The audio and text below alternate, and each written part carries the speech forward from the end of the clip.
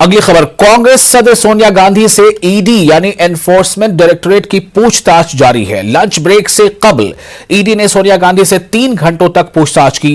National Herald money laundering case में सोनिया गांधी से पूछताछ की जा रही है। सोनिया गांधी को समन के खिलाफ कांग्रेस लीडर सड़कों पर आज भी उतरे हैं।